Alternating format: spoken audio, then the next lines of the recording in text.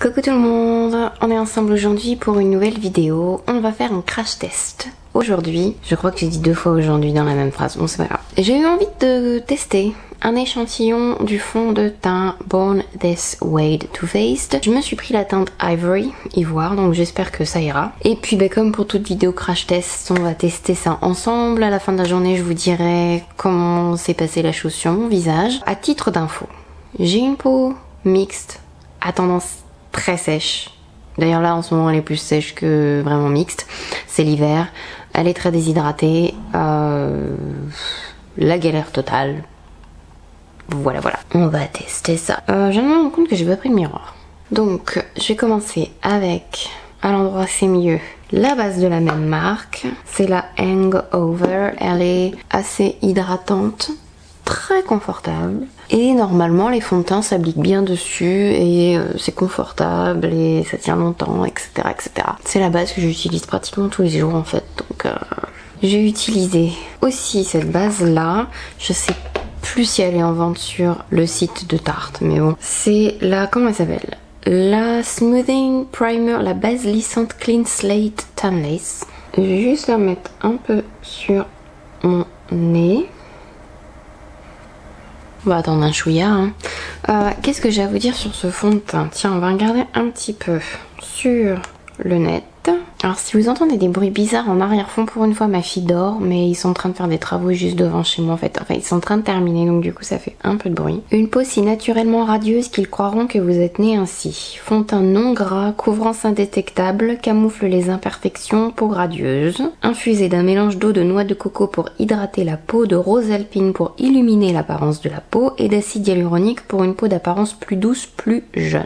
Laissez-les croire que vous êtes born this way, donc ça veut dire né avec. Apparemment ils disent que c'est modulable et qu'on peut superposer plusieurs couches, donc on va tester ça. Est-ce que c'est vraiment hydratant? On va le voir aussi parce que j'ai une peau qui est pas au top. J'arrive pas à ouvrir l'échantillon Sephora. Oh, j'espère que la couleur va. Oh mon dieu, je vais me balader la journée avec. Heureusement que je fais pas grand chose.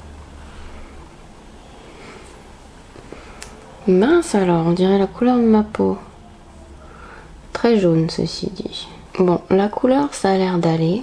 On dirait, mais vraiment, la couleur de mon visage. C'est marrant, je m'attendais à ce que ce soit un fond de teint pour peau grasse et en fait apparemment ça l'est pas, c'est bizarre. Pourquoi j'avais cette impression? Alors là je m'aide avec un pinceau parce que si vous connaissez les petits pots d'échantillons Sephora, c'est impossible de mettre le doigt dedans. Enfin je veux dire, vous avez vu la taille du truc quoi.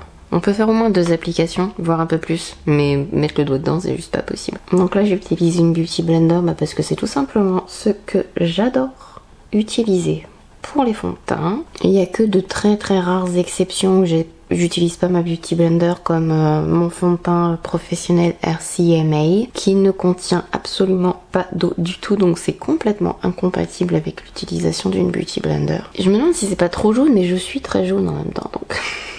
Ça a pas l'air de marquer mes zones sèches, c'est déjà pas mal. C'est la couleur de mon visage et de mon buste, pas vraiment la couleur de mon cou, mais je vais mettre du bronzer.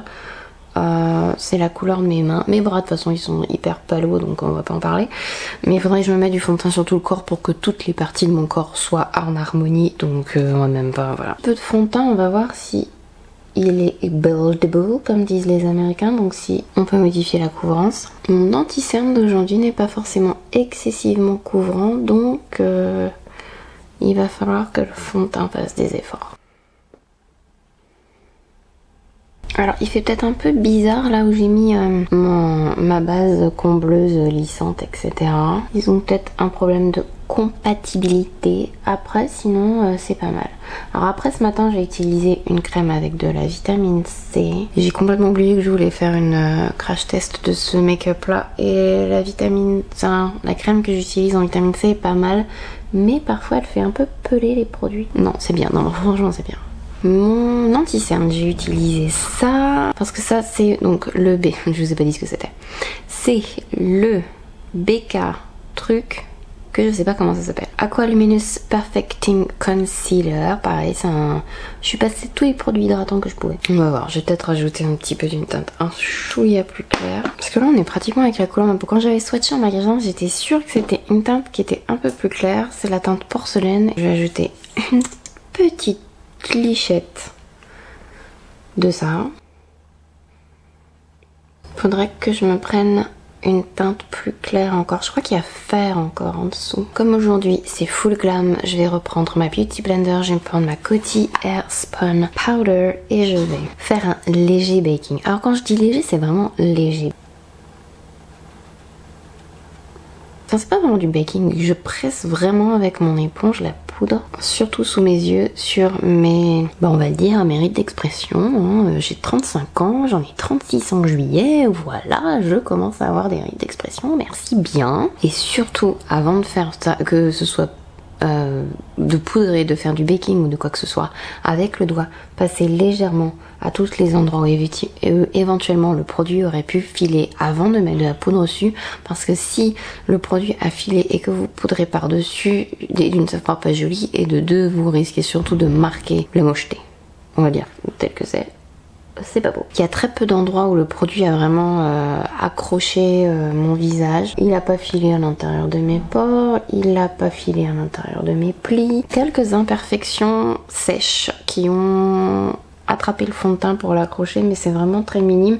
Je veux dire, par rapport à ce que ma peau en mauvais état peut accrocher parfois avec certains fonds de teint, c'est franchement pas mal. Voilà, mon teint est fait, mon make-up est terminé, j'ai filmé le tutoriel du maquillage de mes yeux. Je sais pas si je le mettrai avant, après ce crash test première impression, etc. sur le fond de teint. J'ai parlé trop vite.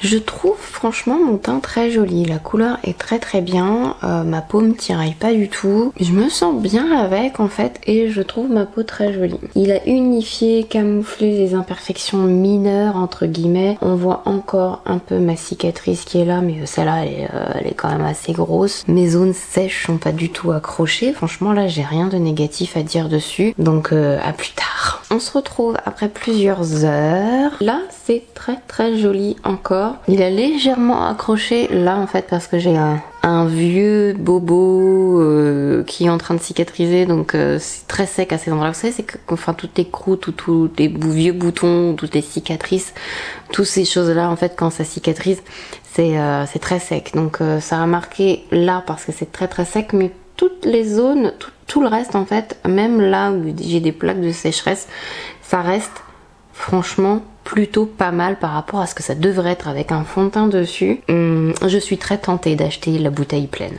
Franchement. J'ai certains endroits de mon visage qui me tiraillent un peu, mais j'ai la peau très très sèche en ce moment et je suis en train de changer de crème parce que la crème que je testais en fait, ça allait bien au départ et puis c'était une catastrophe au bout d'un moment donné. Je crois que je supporte pas le SPF qu'il y a à l'intérieur, ou il y a un truc en tout cas, enfin il y a un truc qui va pas. Ça a légèrement bougé sur les ailes du nez, mais c'est peut-être aussi l'anti-cerne.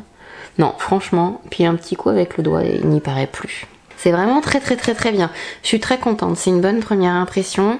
Je pense que je vais très certainement l'acheter en grand format parce que je cherche un nouveau fond de teint. Et puis voilà. Je suis très tentée aussi de prendre le nouveau fond de teint, mais celui-là il est matifiant donc pas vraiment pour mon type de peau, mais éventuellement à tester, à voir si ça vous intéresse. Le nouveau Peachy Foundation, quelque chose de Too Faced aussi. Bon bref, arrête cette blabla, va falloir en plus quand je vais éditer cette vidéo que je trie tout ce que j'ai raconté.